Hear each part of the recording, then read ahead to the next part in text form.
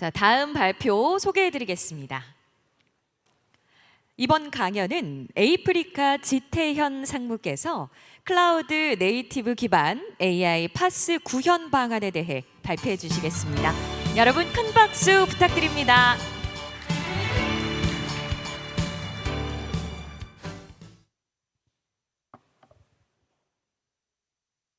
네, 안녕하십니까. 에이프리카의 지태현 CTO입니다. 네, 만나뵙게 돼서 반갑고요. 앞에서 여러 가지 기술적인 파스와 관련돼 있는 기술적인 얘기들을 많이 해주셔서 저희는 파스와 비슷한 발음이긴 하지만 펑션 애저 서비스라고 하는 기술을 바탕으로 실제 그러한 기술들이 AI와 어떻게 연관돼서 활용될 수 있는가 하는 부분에 조금 맞춰서 설명을 드리도록 하겠습니다. 네, 말씀드릴 순서는 이제 이런 AI가 실제 어떻게 실제 이런 파스 기술과 연계돼서 활용될 수 있는 시대로 왔는지, 그리고 이 펑션 애저 서비스라고 하는 이 파스 기능이 실제 오전, 오후에 계속 설명드리신 이 파스라고 하는 기술하고 어떻게 연결이 돼서 활용될 수 있고 앞으로 더 어떻게 이 펑션이라고 하는 기능으로 발전할 수 있는지, 그리고 저희가 이러한 기술을 어떻게 제공하기 위해서 에이프리카가 노력하고 있는지에 대해서 말씀드리는 순서로 진행하겠습니다.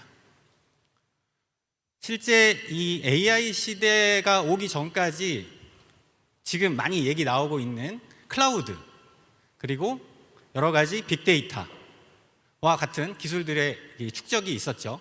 그리고 그러한 기술적인 축적들을 바탕으로 해서 사실 이렇게 빨리 올지는 몰랐지만 AI라고 하는 기술이 저희 생활 굉장히 가까이 와 있고, 2024년은 이 AI 기술을 잘 활용하는 사람이 될 것이냐, 혹은 잘 활용하는 기업이 될 것이냐, 기관이 될 것이냐에 따라서 성공적인 사람 혹은 기업, 기관이 될 수 있거나 아니면 남들보다는 한 걸음 뒤에서는 그런 상황에 처하게 되는 시간이 되는 중요한 2024년이 될 것 같습니다. 네, 실제 이런 2024년의 배경, 그리고 이 AI가 불러오고 있는 그런 상황이 우리나라 정부에도 영향을 미치고 있습니다. 실제 우리나라 지금 핵심 국정 과제 중에 하나가 디지털 플랫폼 정부라고 하는 사업을 지금 정점에 두고 사업들을 진행을 하고 있는데, 이 디지털 플랫폼 정부라고 하는 사업의 핵심은 그동안에는 각종 데이터들을 만들고 쌓고 하면서 여러 가지 다양한 형태로 그러한 데이터들을 활용할 수 있는 준비 작업들을 해왔다라고 하면, 이번 디지털 플랫폼 정부는 핵심적으로 그러한 데이터들, 그러한 인프라들을 활용을 해서 국민들이 사용할 수 있는, 정부가 가지고 있는 데이터와 서비스, 민간이 가지고 있는 데이터와 서비스, 그리고 온 국민이라고 하는 자산, 이런 부분들을 효과적으로 활용해서 더 필요로 하는, 더 유익한, 더 쓸모 있는 이러한 서비스들을 만들어 갈 수 있는 기본적인 토대를 만드는 것이 이제 핵심 국정 과제로서 디지털 플랫폼 정부라고 하는 사업들을 만들어 가고 있습니다.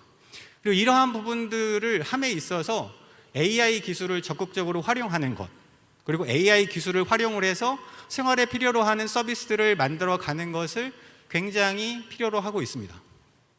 그리고 사실 그러한 기술들을 잘 활용하게 되면 굉장히 쓸모 있는 기술들을 많이 만들어 갈 수 있죠. 근데 그러한 기술들을 만들어 감에 있어서 앞에 설명드렸던 것처럼 저희가 클라우드라고 하는 기술이 굉장히 잘 쓰일 걸로 생각을 하고 있고, 이 디지털 플랫폼 정보에서도 다양한 민간의 클라우드 인프라, 그리고 클라우드 사업자들이 가지고 있는 파스 서비스, 사스 서비스와 같은 다양한 애저 서비스들을 실제 국민들께서 많이 활용하시기를 기대하고 계십니다. 실제 그러한 서비스들을 제공함에 있어서 저희가 흔히 아는 애저 서비스 중에 아이아스, 그다음에 컨테이너 애저 서비스라고 하는 카스, 또 이제 파스, 그리고 저희가 주목하는 부분은 이 펑션 애저 서비스라고 하는 펑션 단위의 기능을 활용할 수 있는 서비스입니다.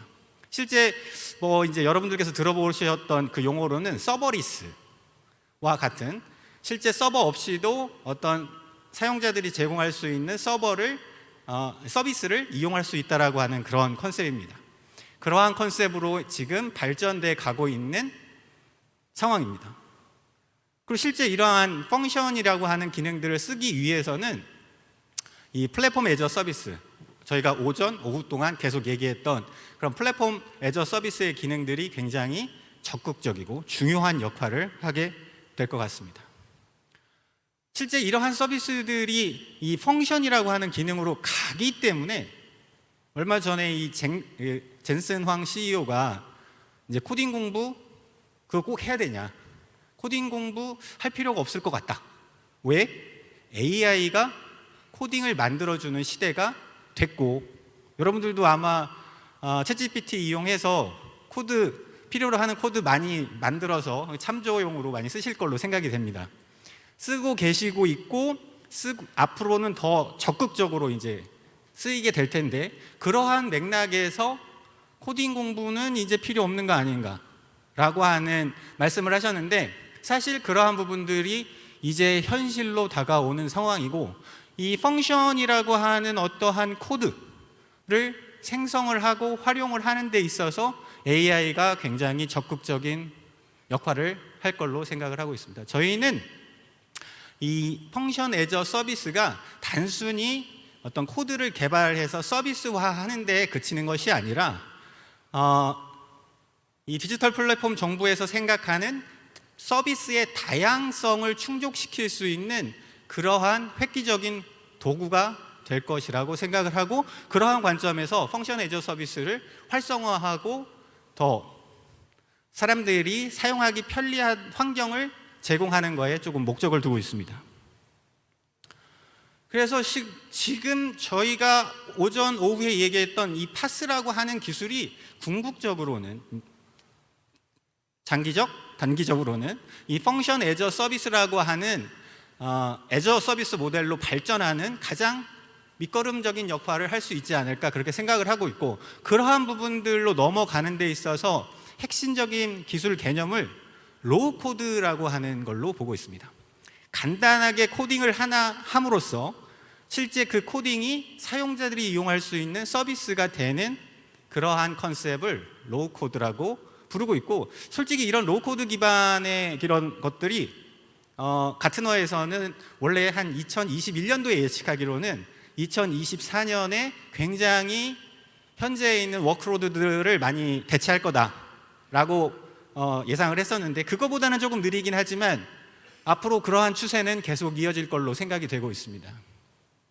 실제 이러한 로우 코드를 통해서 저희가 여러 가지 굉장히 효과를 많이 볼 수 있는 부분들이 있는데, 이러한 부분들의 효과 있는 부분 중에 하나가 뭐냐면, 여러분들은 코딩만 하면 된다. 나머지 부분들은 오늘 얘기했던 파스가 그러한 부가적인 요소들에 대한 기능들을 제공할 수 있다 라고 하는 부분이 하나가 있겠고요. 그다음에 이 AI라고 하는 기술을 씀으로써 굉장히 생산성 있게 여러분들이 필요로 하는 서비스들을 만들어 가실 수 있는 그런 생산성이 어마무지한 그런 환경으로 될 수 있다라고 봅니다. 그러한 부분들을 하기 위해서 이제 코파일럿이라고 하는 것들이 많이 나오고 있죠. 퍼블릭의 CSP 사업자들이 제공하는 코파일럿도 있고, 그다음에 오픈 소스로 제공하는 코파일럿 모듈들이 많이 있어서 실제 여러분들의 그러한 코딩 노력을 많이 줄여줄 수 있을 걸로 생각이 됩니다. 근데 이 로우 코드라고 하는 그 기술은 단순하게 코드를 조금만 짜는, 아주 조금만 짬으로써 여러분들께서 원하는 서비스를 만드는 그러한 것들을 궁극적으로는 목표로 하고 있지만, 실질적으로 이러한 부분들을 잘 하는 데 있어서는 쓸모가 있어야 되죠. 그냥 코드 조금만 짠다고 해서 여러분들이 원하는 걸 다 만들어줄 수는 없을 수 있습니다. 그리고 그러한 부분들이 API로만 존재해서는 또 한계가 있을 수 있겠죠. 그래서 로우 코드라고 하는 이 기술은 일반적인 기술처럼 UI도 제공할 수 있는 그러한 기술적인 포괄성이 있어야 되고, 그다음에 로직도 당연히 디자인할 수 있어야 되고, 실제 필요로 하는 데이터도 액세스할 수 있는 그러한 기능들을 포괄해서 로우코드라고 하는 기술로 정의가 되고 있고, 그러한 부분들이 만들어짐으로써 필요로 하시는 어떤 효과성, 엄청난 생산성, 그 다음에 불필요한 기술들을 여러분들이 알아야 될 필요가 없는 그러한 환경들을 같이 제공할 수 있겠습니다. 네, 실제 이러한 기술들을 바탕으로 해서 만들어지는 애저 서비스 모델인 이 FaaS, 펑션 애저 서비스라고 하는 이 기술은 궁극적으로는 어떤 효과적인 측면으로 보자면 당연히 경제성이 아주 높습니다. 이 펑션 애저 서비스라고 하는 기술은 여러분들께서 일반적으로 서비스를 만들게 되면 당연히 여러분들은 서비스를 만들어준 서비스가 어떤 클라우드 혹은 어떤 컴퓨팅 환경에서 실행이 될 거라고 생각을 하시죠. 당연히 여러분들이 서비스를 만들면 제일 먼저 걱정하는 게 아마 클라우드 사용 비용일 겁니다. 그런데 이 펑션 애저 서비스 모델은 여러분들이 서비스를 만들더라도 다행히 여러분들이 만든 서비스가 대박이 나서 아마 엄청난 관심을 받게 된다라고 하면 당연히 여러분들은 성공한 거겠지만, 그 중에 10개 중에 하나라도 성공하면 여러분들은 그 하나를 위해서 모든 것들을 할 수 있지만 나머지 실패한 9가지에 대해서는 비용을 어떻게 할 것이냐 라고 하는 문제가 있습니다. 그렇기 때문에 대부분 그 10가지 서비스를 개발하면서 운영하는 데 드는 비용 때문에 아쉽게도 그 10가지 서비스, 성공할 한 가지를 개발하지 못하고 10가지를 다 개발하지 못하는 그런 상황들이 아마 있으실 겁니다. 이 펑션 애저 서비스는 서버리스 기술을 적용을 해서 실제 사용이 되는 서비스에 대해서만 클라우드 리소스 혹은 컴퓨팅 리소스를 활용을 하는 형태의 기술이 적용되기 때문에 누구든 원하는 서비스를 언제든지 만드실 수 있습니다. 그리고 만든 그러한 서비스들을 실제 생활에서 활용할 수도 있고, 그리고 여러 가지 앞전에 그 플랫폼 애저 서비스 기술들을 활용을 해서 오토 스케일링이나 모니터링과 같은 기능들을 쓰실 수도 있지만, 만약에 사용이 안 된다라고 하면 말 그대로 클라우드 자원을 사용하지 않는 그러한 서버리스 기술이 적용되어 있기 때문에 굉장히 경제적이고, 이러한 서버리스 기술들은 컨테이너 기반의 기술을 활용하기 때문에 당연히 어떤 클라우드나 어떤 인프라에도 종속적이지 않습니다. 마찬가지로 굉장히 어떤 클라우드나 어떤 인프라에도 배포할 수 있고, 그리고 아까 그 오픈마루에서 모니터링 할 때 컨테이너가 얼마나 빨리 실행될 수 있는지에 대해서도 말씀 주셨는데 보여주셨는데, 실제 그러한 사용자 요청이 있는 경우에는 언제든지 재빠르게 실행해서 그 서비스의 장점을 이용하시는 사용자들한테 제공할 수 있는 그러한 기술이 되겠습니다. 그래서 이 애저 서비스 기술을 활용을 한 이 펑션 단위의 어떤 개발 환경, 운영 환경, 이런 부분들을 통해서 아까 저희 디지털 플랫폼 정부가 여러 가지 서비스들을 국민들이 만드실 수 있고 활용하실 수 있는 그러한 목표를 만들고 있는데, 이러한 펑션 애저 서비스 기술과 같은 이러한 이제 그 애저 서비스 모델을 통해서 누구든지 서비스를 개발할 수 있다. 단 활용되면 활용될 때 클라우드 자원을 쓰면 되는 것이고, 활용되지 않는다면 조용히 저장고에 넣어두면 되는 겁니다. 이러한 애저 서비스, 이 펑션 애저 서비스라고 하는 기술을 보다 더 적극적으로 활용하는데, 활성화할 수 있는데 도움이 되는 기술이 바로 이런 그 로코드 기반의 기술, 보시는 이런 웹 기반의 개발 도구를 제공을 하고, 이런 웹 기반의 개발 도구를 통해서 API나 웹 서비스나 이런 여러 가지 서비스들을 개발할 수 있는 환경을 제공할 수 있겠고요. 실제로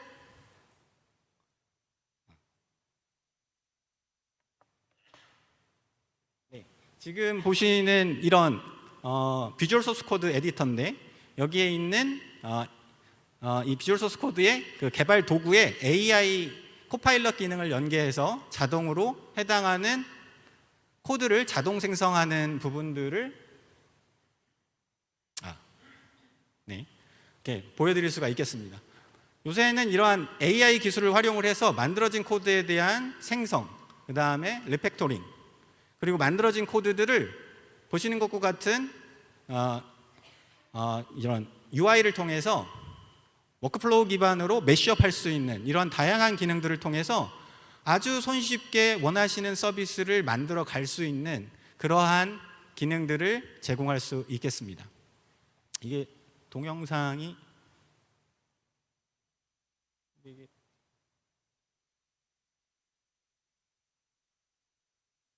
동영상이 지금 플레이가 되고 있는데요. 실제 이제 요 화면에 보이는 조그마한 박스에 있는 그 박스들이 AI가 어떤 코딩을 만들어내는 그 하나의 셀들이라고 볼 수 있겠고요. 그런 셀들을 조합을 해서 화면 왼쪽에 있는 사용자가 프롬프트 입력하는 그런 내용에 어떤 프롬프트를 입력을 하게 되면 원하시는 그런 기능들이 순서에 맞게 실행되는 그런 도구 환경들을 보실 수가 있겠습니다. 사실 이제 이런 거 유사한 서비스들은 많이 있는데 저희가 가지고 있는 서비스를 대표적으로 하나 보여드리는 경우가 되겠고요.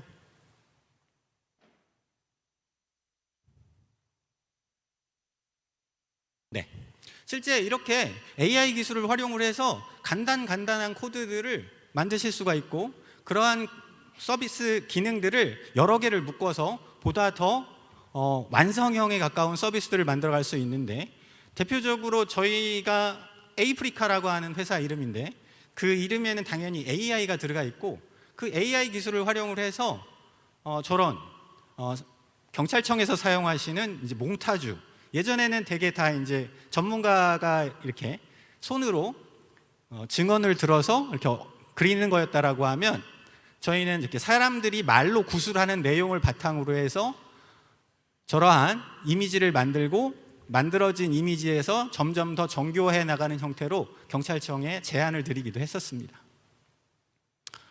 실제 이제 이러한 그 AI 기반의 서비스들이 굉장히 많아질 수 있는 이유는 뭐 당연히 LLM, 챗GPT와 같은 LLM의 영향이 크다고 볼 수 있는데 저희는 이 LLM에 갖고 있는 여러 가지 기능 중에서 펑션 콜이라고 하는 기능을 굉장히 높게 보고 있고 이 펑션 콜이라고 하는 기능을 통해서 개발자들이 로우 코드 기반으로 개발하는 펑션들을 적극적으로 활용할 수 있는 모델이 될 수 있다고 보고 있습니다.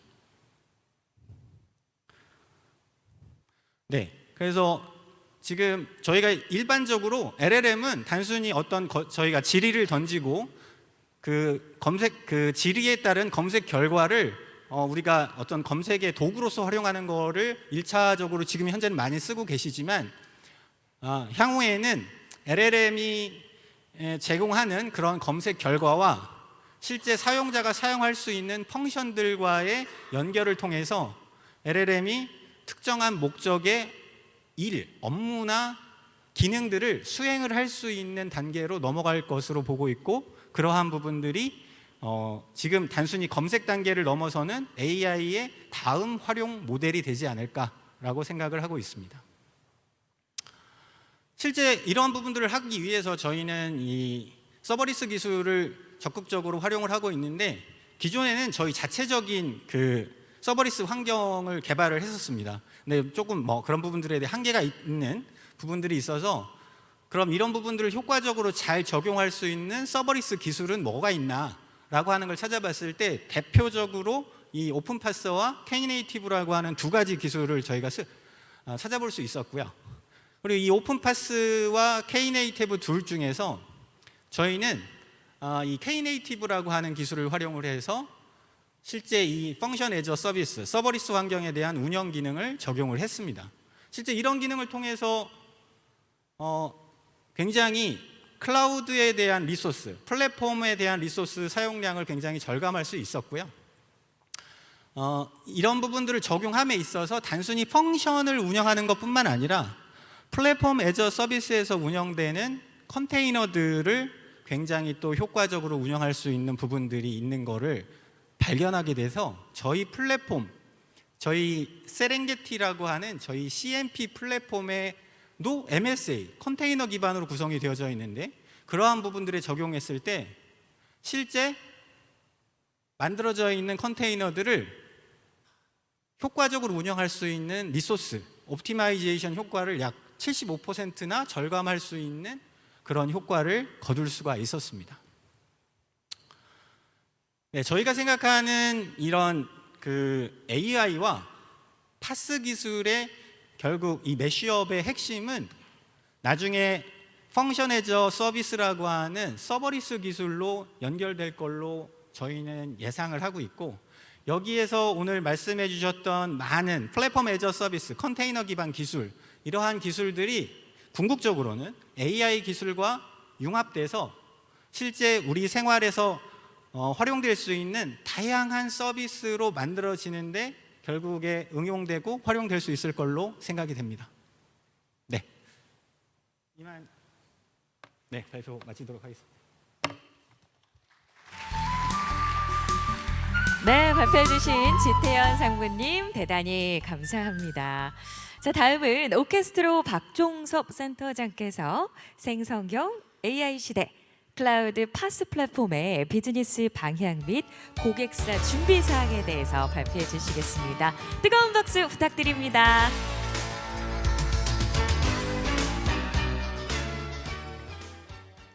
네, 안녕하십니까. 저는 오케스트로의 박종섭이라고 합니다. 오케스트로는 클라우드 전문 회사고요. 엔드투엔드로 저희가 서비스 또 솔루션을 준비하고 있습니다. 오늘 여러분과 같이 생성형 AI 시대에 파스 플랫폼 비즈니스 방향이 이렇게 되게 되고 고객들은 이에 따라서 어떤 부분을 준비해야 될지에 대해서 한번 살펴보도록 하겠습니다. 여기 지금 보시면 미국 스마트폰이 31%로 도달하는데 10년이라는 세월이 걸렸어요. 하지만 클라우드 플랫폼은 54.8% 하는 동안에 10년이라는 세월이 걸렸고, 지금 많이 인터넷상에 떠돌아다니는 콘텐츠들의 대부분이 이제는 생성형 AI를 통해서 만들어지고 있다는 거죠. 그리고 앞서 발표해 주신 분께 스테이블 디퓨전이라고 하는 그림을 생성하는 오픈 소스거든요. 푸른 잔디밭 위에 아름다운 소녀가 춤을 추고 있는, 머리카락이 휘날리며 이런 스크립트만 주면 굉장히 멋있는 이미지가 생성이 되는 거죠. 그거 말고도 에베레스트 산에서 스키잉을 타는 모습을 해줘, 이렇게 만들어줘 하면 또 그렇게 만들어지고, 그래서 그러한 오픈 소스가 여기 보시면 굉장히 빠르게 이더리움이라든가 다른 소프트웨어들은 저렇게 깃허브에서 스타를 받는데, 소위 말해서 그러니까 스플릿을 하는 데 있어서 굉장히 오랜 시간이 걸렸지만 단숨에 저렇게 수직적으로 올라가거든요. 수직적으로 올라가는 부분에 있어서는 굉장히 지금 생성형 AI 시대에 관심이 많고 뜨겁다는 거죠. 제가 여러분들한테 이런 말씀 한번 드려볼게요. 생성형 AI 시대 때 가장 문제가 되는 게 뭐냐면 콘텐츠가 누구의 것이냐는 거예요. 일례를 한번 들어보겠습니다. 여러분들이 만약에 자녀가 있으시다면 자녀한테 당근하고 시금치를 먹이게 하고 싶어요. 그래서 챗GPT한테 이런 멘트를 쓸 수 있어요. 아이들한테 시금치와 당근을 잘 먹게 해주는 동화를 한번 만들어줘 하면 동화가 만들어집니다. 동화를 만들어진 걸 가지고 스테이블 디퓨전에다가 그림책을 만들어줘 하면 이미지를 생성해서 그림책이 만들어져요. 거기에 부모님 보이스로 된 동화를 읽어줘 하는 것까지 되면 오디오북까지 만들어집니다. 그러면 그 콘텐츠의 주인은 누굴 걸까요? 그거를 의도한 사람일 걸까요? 아니면 그런 소프트웨어를 제공해 주는 사람일까요? 굉장히 헷갈리죠. 앞으로 이런 부분은 아직 법적으로 해결되지는 않았지만 대부분은 뭔가를 기획하신 분들의 공이 더 큰 쪽으로 가고 있습니다. 왜 그러냐면 생산성 이슈 때문에 그렇거든요. 그래서 그런 부분 때문에 제가 그 PT를 하기 전에 좀 아이스 브레이킹 측면에서 한번 넣어봤고요. 지금 이 슬라이드가 이 주최 측에서 한 달 전에 달라고 했기 때문에 그때만 해도 엔비디아의 주가 총액이 3위였어요. 제가 이 자료를 주기 전에도. 근데 오늘 제가 이제 한국경제TV를 아침에 일찍 일어나면 보거든요. 오늘 또 저기 시총 1위를 했더라고요. 애플하고는 좀 왔다 갔다 그러고 있습니다만 당분간 엔비디아의 주가는 시총 1위를 지킬 거라고 생각합니다. 근데 왜 그럴까요? 왜 GPU가 지금 구하기도 어렵고 비싼 돈 주고 사기도 힘든 거죠? 여러분들 그게 원리가 그렇습니다. 인공지능이라는 거는 결국엔 인공지능 모델을 만든다는 거는 그 모델이라는 것은 뭐냐면 가중치하고 바이어스의 집합이에요. 가중치하고 바이어스를 만들기 위해서는 매트릭스라고 하는 계산을 해야 돼요. 여러분들 텐서플로우라는 말 들어보셨죠? 텐소라는 것도 결국엔 매트릭스란 말이거든요. 행렬을 계산하기 가장 좋은 것들이 뭐냐면 GPU하고 TPU, NPU 같은 유닛이에요. 근데 GPU가 왜 좋으냐면 프로세스 분할되면서 안에 메모리도 있고 각자의 역할을 해줄 수 있는 부분이 있기 때문에 현재에 있어서 인공지능 레퍼런스 모델을 만드는 데 있어서는 GPU가 좀 최고인 거죠. 근데 향후 저는 이게 바뀔 거라고 보고 있습니다만 앞으로는 TPU와 NPU가 결합된 머신들이 아마 더 좋은 효과를 낼 거예요. 근데 아직 그런 것들을 시도를 했지 뭐 세상에 나온 건 별로 없거든요. 근데 그런 것들을 지금 인텔과 뭐 AMD, 삼성전자, 뭐 ARM이라는 회사들이 준비하고 있는 거죠. 그래서 현재는 지금 보시면 반도체 패권 싸움에서는 지금 엔비디아가 앞서가고 있고 그 뒤에는 이제 플랫폼 패권이 올라올 겁니다. 플랫폼 패권이 올라오서 오픈 AI가 가져갈 것이냐, 구글이 가져갈 것이냐, 뭐 여러 가지 그 플랫폼 패권이 있겠죠. 그 다음이 이제 솔루션 최적화 패권일 겁니다. 그게 이제 제가 바라보는 어떤 견해이고요. 제 말이 다 옳다고 생각하지는 않지만 그래도 이제 AI 쪽에 있었고 또 클라우드 쪽에 있었기 때문에 이제 감히 바라보는 방향이 그렇다는 겁니다. 그리고 이제 생성형 AI 시대의 그 서비스 인프라가 무한 확장 중이라고 제가 말을 썼는데요. 이게 이제 당연히 그럴 수밖에 없는 건데요. 저희가 한 7년 전에도 IoT 쪽 분야에서도 스마트 홈 분야, 스마트 팩토리 분야, 스마트 헬스케어 분야, 뭐 다양한 세그먼트들이 버티컬 마켓이요. 버티컬 마켓으로 솔루션들이 퍼져 나갔다고요.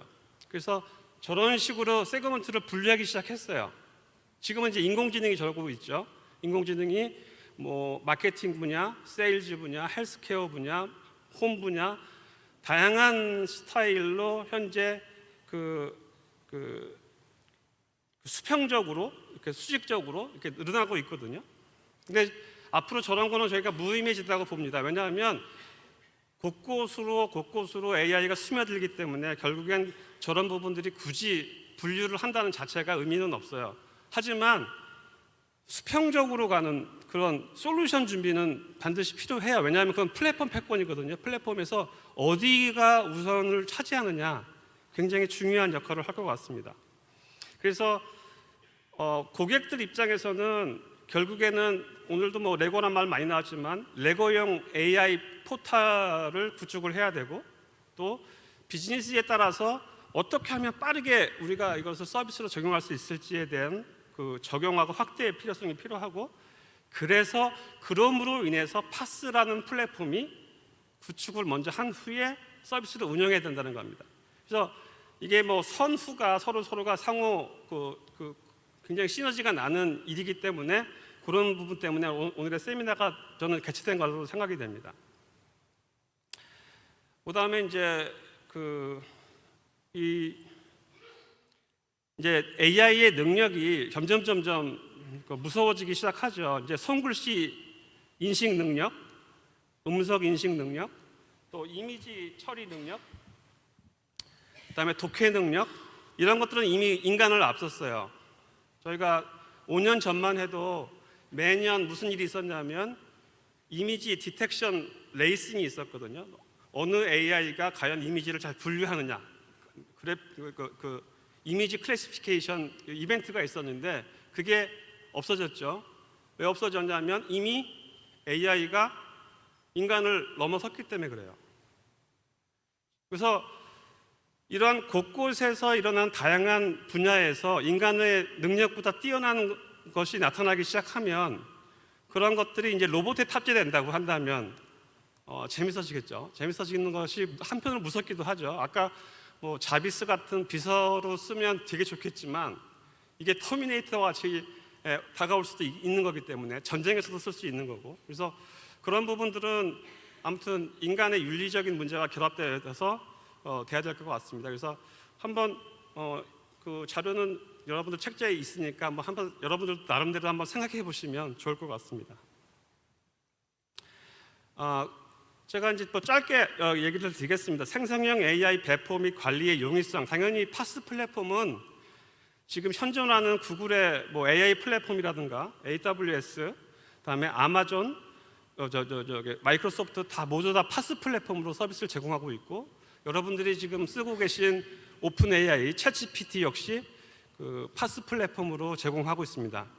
근데 파스 플랫폼으로 제공한다는 이유 중에 하나는 뭐냐면요, 잘 생각해 보시면 대부분의 비즈니스는 B2C 비즈니스예요. B2B를 여러분 클라우드 네이티브로 구축했다는 사례를 본 적이 있나요? 또 하나는 클라우드 네이티브의 제일 중요한 게 G2C 서비스가 대부분이에요. G2G 서비스를 클라우드 네이티브로 구축했던 들어본 적이 없으실 거예요. 그 이유가 뭐냐면 커스터머가 어떻게 들어올지가 예측이 안 돼서 그래요. 준비는 해놔야 되거든요. 시티즌이 어떻게 들어올지 서비스를. 그래서 뭐 민원24라든가 넷플릭스도 마찬가지고 배달의 민족 마찬가지고 이런 B2C 서비스를 준비하는 회사들이 파스 플랫폼을 준비하는 거고 마이크로 서비스 아키텍처를 구현하는 겁니다. 그렇게 생각하시면 될 것 같고, 당연히 비즈니스 어질리티는 제공해 주는 게 맞고 개발 및 협력 효율성 증대를 위해서 써야 되는 거고요. 또 AI 시대 때는 각 기업들이 여기 오신 분들 중에는 다양한 데서 오셨기 때문에 생성형 AI 서비스를 어떻게 구축할지에 대해서 한번 생각해 보시려고 오신 분들도 계시기 때문에 그 뒤에 제가 아키텍처를 한번 그려놨기 때문에 한번 생각해 보시면 좋겠습니다. 그 다음에 당연히 자동화된 워크플로우 및 CI/CD 환경 만들어야 되고요. 그다음에 확장성하고 가용성, 그다음에 통합 및 상호 운영성 강조해야 되고, 그다음에 또 제일 중요한 부분이 있을 수 있어요. 왜냐하면 보안하고 컴플라이언스 이슈 부분이 있을 수 있습니다. 그 뉴스를 보신 분들이겠지만 삼성전자에서 LLM 구축하다가 삼성전자의 보안 문서를 학습을 시켜가지고 그게 유출된 일이 있었습니다. 그런 것처럼 각 회사의 보안 문서도 학습을 시키면 얘는 스크립트 형태로 생성해내기 때문에 그런 부분을 각별히 조심을 해야 되거든요. 그런 부분도 있고요. 그 다음에 이제 그 플랫폼 회사들이 준비를 돼야 할 상황입니다. 이것도 중요한 상황이죠. 사실은 오늘 오신 분들 중에 대부분 다 그 클라우드 구축 사업을 하시는 벤더들이 오셨지만 저는 약간 객관적으로 봤거든요. 파스라는 것을 특히 AI 생성형 AI 시대에 파스를 준비하려 그러면 그 GPU 옵티마이즈에 대한 서버가 준비되어 있어야 되고, 또 인피니티 스위치도 필요해야 되고, 특히 하이 퍼포먼스 스토리지도 필요해요. 그 다음에 추론을 만드는, 특히 모델을 생성하는, 모델을 만드는 쪽에서는 GPGPU라는 것은 반드시 필요하거든요. 그다음에 그 하이브리드 스위치도 필요하고, 그래서 그런 것들을 생성하는 부분은 반드시 GPU를 이네이블 시켜야 되지만 이미 만들어져 있는 모델을 가지고 추론만 하는 쪽은 필요 없어요. GPGPU 필요 없다고요. 굳이 뭐 꼭 GPGPU를 살 필요 없거든요. 그런 걸 사다가 CPU만 있어도 그건 되는 거예요. 강력한 CPU만 있으면 그건 충분히 되니까 그런 다양한 그 형태의 서비스가 있다는 것을 먼저 염두에 두시고, 또 CMP라는 부분이 그 클라우드 매니지먼트 플랫폼이라는 것이 내부 인프라 자원만 관리해 주는 것이 아니라 AI의 어떤 부분을 이제 그 데이터의 파이프라인을 구축해주는 부분이 필요하다는 거예요. 그 다음에 GPU 클라우드 관리는 당연히 필요한 거고요. 또 하나는 MLOps라는 것이 있어요. 여기 이제 모델을 가지고 서비스를 이용하는 쪽은 필요 없지만 모델을 만드는 쪽은요. 얘가 데이터를 학습하고 몰리는데 시간이 GPCPU를 쓰더라도 어떤 경우에는 2, 3일이 걸릴 경우도 있고 뭐 8시간 이상 걸리는 때 있거든요. 근데 그럴 때마다 또 뭘 바꾸냐면 하이퍼 파라미터를 바꿔요. 제가 이전 페이지에서 제가 스킵하고 넘어왔는데 사실 챗GPT 같은 경우에는 하이퍼 파라미터 개수가 10억 개에서 20억 개가 넘거든요. 어마어마한 거예요, 사실은. 그게 이제 가중치로 보면 가중치가 그만큼 있다는 거거든요. 그만큼이 있다니까 뭐 더 전문적으로 말씀드리면 그 몇백 차원이 존재한다는 거예요. 몇백 차원이 존재하는 거기 때문에 그렇습니다. 그래서 그런 것들에 대한 것을 학습시키기 위해서는 MLOps가 자동화된 프로세스에 의해서 이 모델은 무슨 파라미터 상황일 때, 하이퍼 파라미터 세팅일 때 가장 좋은 퍼포먼스를 냅니다 하고 잡아줘야 돼요. 잡아주지 않으면 여러분들 뭐 학습 계속하면 더 좋은지 아시죠? 그렇지 않습니다. 그럴 때는 이쪽 용어로는 오버핏이라고 그러거든요. 너무 과적합돼서 학습이 됐다고 그래요. 언더핏보다는 오버핏이 낫긴 하지만 그렇지 않아요. 중간 모델이 가장 좋은 거거든요. 그걸 찾아내는 기능들이 이제 MLOps에서 해주는 일 거고요. 그러기 위해서 올인원 기능이 필요하다라는 것이 이제 저희 오케스트라 생각이고, 그래서 저희는 올인원 플랫폼을 좀 준비를 하고 있고 또 그런 서비스를 좀 가고 있어서 준비를 하고 있습니다. 제가 한번 생각해 봤어요. 그래서 일단은 이거는 케이스 바이 케이스지만 여기 보시면 당연히 인프라는 현재 온프라미스도 필요하고 프라이빗 클라우드, 퍼블릭 클라우드, 또 프라이빗 클라우드와 퍼블릭 클라우드의 이제 조합인 하이브리드 클라우드.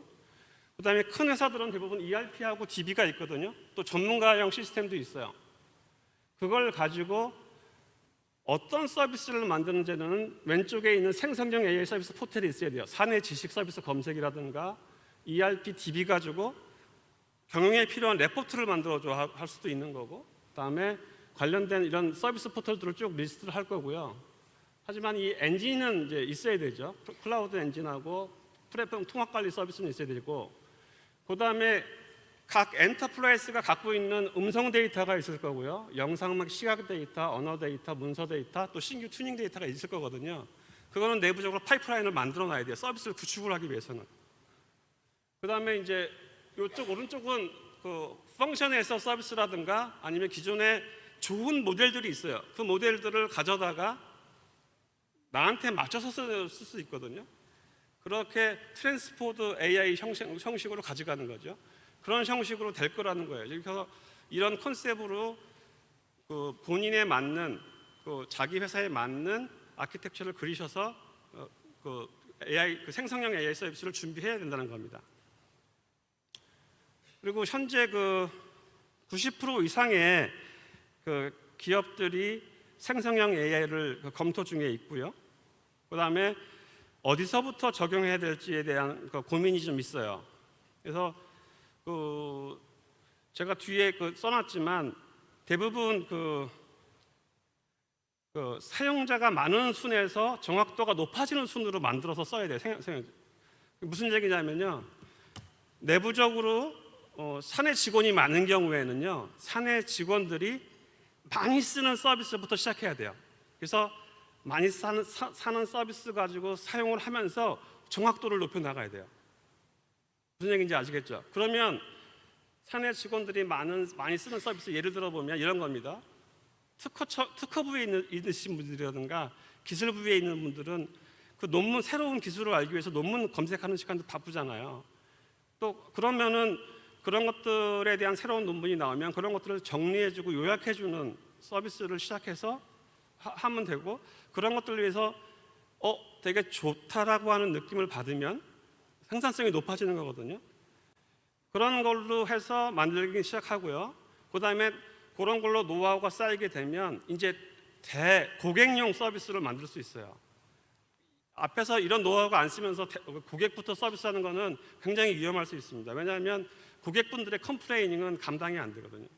그래서 그런 부분도 해야 되고, 그다음에 이제 적용하기 쉬운 서부터 하는 건 당연한 것 같고, 그다음에 이제 플랫폼은 프라이빗으로 구축할지, 퍼블릭으로 구축할지, 하이브리드로 구축할지, 또는 엔터프라이즈 기존에 있는 온프라미스에 할지도 나부적으로 정해야 됩니다. 그래서 여기 보시면 응용 도메인이라고 써놨는데, 지식 질의응답 쪽에는 기존에 이제 레그를 이용해서 또 제품 매뉴얼이라든가, 저희가 이제 제품 하면 매뉴얼 같은 경우 학습을 시키면 되게 좋거든요.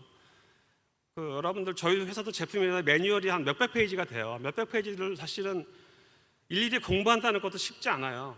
그래서 레그 같은 걸로 서비스를 해놓으면 필요한 거에 따른 질의만 오면 바로 답변해 주는, 그죠? 여러분들이 뭐 많이 쓰고 계신 뭐 스마트폰도 마찬가지고 청소기도 마찬가지고, 그런 것들을 사실 요즘 삼성전자에서 하고 있습니다만, 스마트폰 기능을 매뉴얼을 다 학습을 시켜서 바로 고객들한테 챗 서비스를 해주고 있잖아요. 그런 것들을 이제 할 수 있는 거고, 그다음에 DB하고 ERP 같은 경우에는 콜이 만들기 어렵잖아요. 그러니까 텍스트만 적용하면 거기에 해당되는 쿼리로 변환해주는 텍스트 투 쿼리, 그다음에 프로그램을 코드 생성해주는 텍스트 투 코드, 그다음에 이제 여기는 이제 스피치 투 텍스트하고 텍스트 투 스피치가 있어서 이건 이제 고객 대응용으로 쓸 수 있는 서비스가 되는 거죠.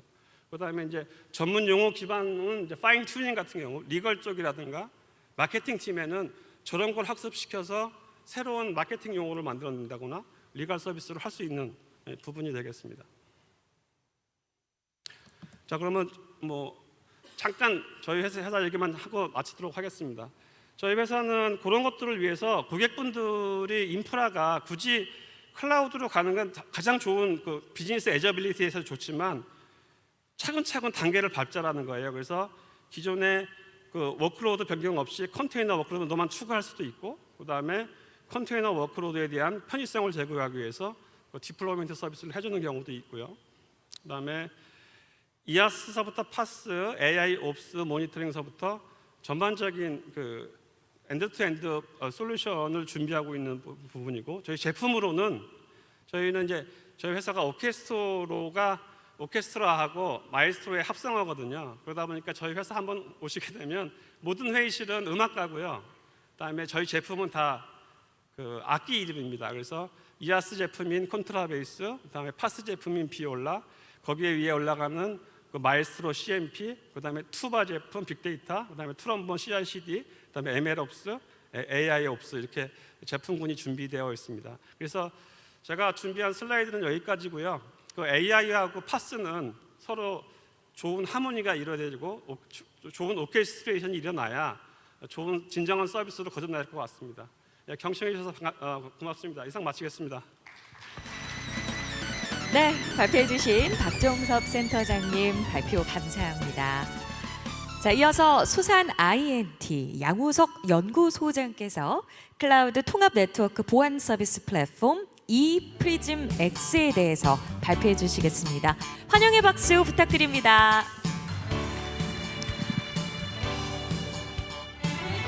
안녕하십니까. 소개받은 수산 INT의 양우성입니다. 반갑습니다. 파스 분과에서는 사실 저희 수산 INT에 대해서 이름을 잘 모르시는 분들이 많을 텐데요. 저희는 사실 파스 업체라기보다는 보안 업체입니다. 주로 네트워크 보안을 하고 있고요. 파스라든지 클라우드 안에서도 이제 네트워크 보안이 필요하지 않을까. 그리고 또 우리가 만들고 있는 지금 통합 네트워크 보안 서비스 플랫폼 자체가 클라우드 네이티브 기반의 어떤 파스 형태를, 보안 파스 형태를 띠고 있기 때문에 이번 자리를 통해서 클라우드 통합 네트워크 보안 서비스 플랫폼인 이프리즘 X를 소개드리려고 합니다. 네, 발표 순서는 일단 가장 기본적으로 이제 네트워크 보안이라든지 클라우드 네트워크 보안에 대해서 전반적으로 말씀을 드리고 통합 네트워크 보안 서비스 플랫폼에 대해서 설명을 드리도록 하겠습니다. 네트워크 보안은 기본적으로 일단 기업 자산이 있고 그거를 탈취하려는 이 공격자가 있을 때 이걸 어떤 단계에서 어떻게 방어를 할 거냐, 이게 이제 핵심이 되겠죠. 보통 기업 자산으로서는 유출되면 안 되는 것들, 중요한 개인 정보라든지 이런 것들이 주로 되겠고요. 또는 기업 자산을 망가뜨리면 돈이 되는 것들, 랜섬웨어 공격이라든지 뭐 이런 부분들이 들어오게 됩니다. 이 기업 자산으로 공격자가 직접 들어온 걸 막기 위해서 네트워크 경계 보안을 한 형태로 보안을 합니다. 방화벽이 있고요. IDS, IPS 같이 뭔가 침입 흔적을 찾는 것도 있고 안티바이러스도 있고 SWG나 와프처럼 어떤 특화된 그런 보안 장비들도 있습니다. 이런 모든 것들이 네트워크 보안 장비로서 단계적으로 침입을 막는 그런 역할을 합니다. 근데 지금 현재는 모든 통신들이 대부분 HTTPS로 이루어지고 있기 때문에 SSL 통신들이 대부분 많이 있고요. 보통은 이제 공격자들도 SSL을 합니다. SSL은 중간에 까볼 수 없는 특성이 있기 때문에 SSL로 공격을 하면 저 중간에 있는 장비들도 무엇이 지나가는지 알 수 없는 상황이 되죠. 그래서 SSL 자체가 어떻게 보면 통신상에 있어서 아니면 인터넷상에서 굉장히 중요한 정보 보호의 핵심 기능이긴 하지만 어떻게 보면 공격자한테도 굉장히 쉽게 무력화할 수 있는 어떤 보안 장비를 무력화할 수 있는 그런 요소가 되고 있습니다. 그래서 보통 저 네트워크 보안 장비들이 어떤 SSL을 중간에 안복화할 수 있는 그런 기능들을 갖게 됩니다. 저희는 여기 이 SSL 가시성 장비를 만드는 회사고요.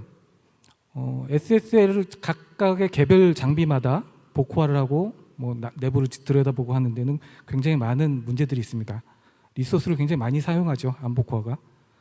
그런 데다가 보안 기능을 더 많이 해야 되는데 그런 데다 리소스를 많이 사용하기 때문에 개별 장비들이 사실 이런 SSL을 까보고 뭐 다시 내부를 보고 뭐 이런 다시 복화를 하고 이런 것을 하는 것보다는 한 장비가 복화를 해서 전체적으로 보여주고 그리고 그것들을 통해서 보안 집행을 하는 이런 식이 보통 일반적인 네트워크 보안이 되겠고요. 보통 그림처럼 어떤 중간에 보안 그러니까 복화 장비가 있고 사용자와 서버 사이에 들어가는 네트워크들을 중간에 까봐서 모든 네트워크 보안 장비들이 뭔가 이상한 트래픽이 흘러다니진 않는지 가시성을 확보해주는 그런 기능들이 가장 중요한 네트워크 보안의 핵심이 되겠습니다.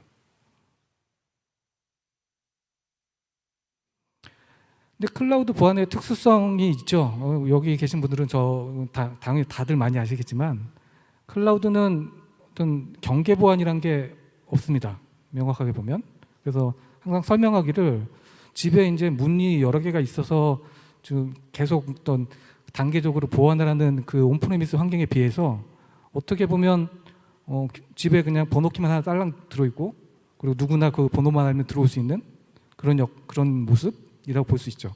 누구나 자원의 접근이 용이하고 또 클라우드는 누구나 막 이런 집들이 막 생겼다 없어졌다 막 이러니까 보통은 클라우드 보안하는 분들은 저렇게 책임 추적 모델로 가야 된다. 식별이나 인증, 인가, 로깅, 모니터링 이런 걸 강화해라. 뭐 이런 식으로 얘기가 돼서 보통 이제 이런 어떤 그 클라우드를 제대로 다 그러니까 뭐 제어를 하고 있느냐, 뭐 통제하고 있느냐 이런 걸 하기 위해서 뭐 CWPP라든지 뭐 CIEM이라든지 뭐 요즘엔 CNAPP라든지 그렇게 어떻게 보면 클라우드에 있는 권한 같은 것들을 계속 모니터링하고 최소화시키고 뭐 이런 용도로 많이 사용을 하고 있죠. 근데 문제는 이제 그것만으로 지금 이게 우리가 만드는 클라우드가 안전한 곳인가에 대한 얘기예요. 네트워크 보안이 필요하다는 얘기고요. 문제는 이제 가시성 확보입니다.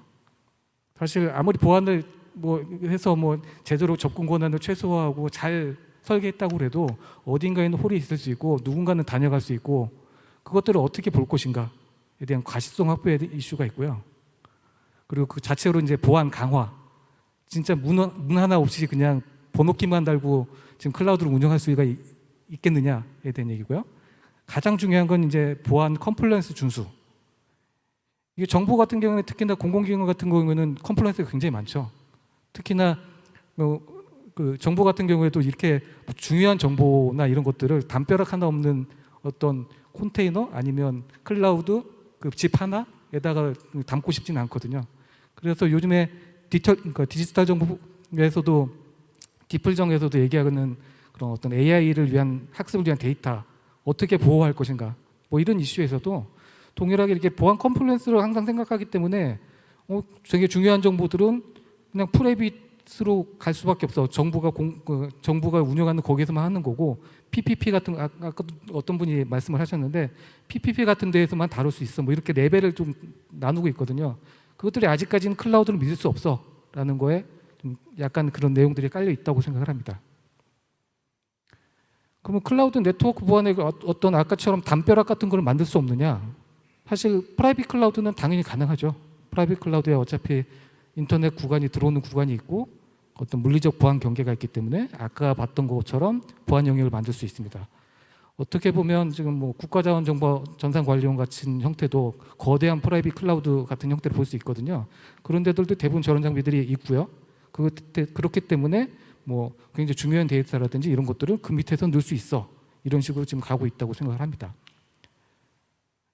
거기에 이제 비슷한 개념으로 이제 클라우드 쪽에, 특히 퍼블릭 클라우드 쪽에서는 VPC라고 버추얼 프라이빗 클라우드를 대부분 제공을 하는데요. 이 VPC는 어떻게 보면 둘 다 프라이빗 클라우드인데 왜 정부나 아니면 모든 사람들이 VPC에 대해서는 신뢰가 부족한가? 이런 어떤 감시하고 네트워크 단위를 통제할 수 있는 장치가 흔하지 않았기 때문에, 쉽지 않았기 때문이라고 생각합니다. 보시다시피 지금 아마도 이 VPC 안에는 웹서버랑 뭐 DB 서버가 있는데 이게 보통 이제 와프 하나가 달려 있거든요. 웹방화벽이 하나 달려 있어서 외부로 가는 것을 중간에 와프를 거쳐서 가게 하는 정도의 보안 정도로 하고 있습니다. 이렇게 와프 하나 갖고는 신뢰가 안 가요. 왜냐하면 모든 트래픽을 보는 것도 아니고 지금 뭐 DB로 접속하는 건 누가 볼 것이며 뭐 여러 가지 이슈가 있을 수 있겠죠.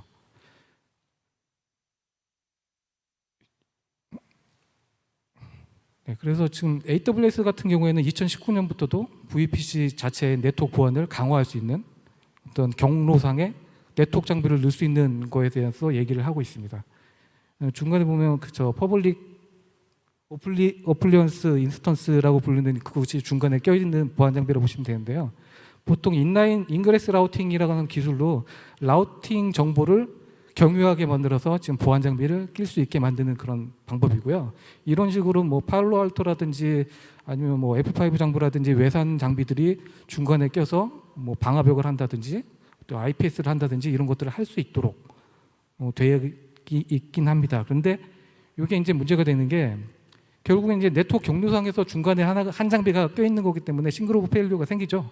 제가 이제 부하가 많이 걸린다든지 죽는다든지 하면 네트워크가 다 단절이 되기 때문에 저 상태로는 쓸 수 없고 아마 저걸 도입하는 고객은 HA, 하이 어베일러블리티를 고려해서 2개씩 해서 라우팅 경로로 이중화를 한다든지 좀 복잡한 기술을 사용해서 붙이게 됩니다.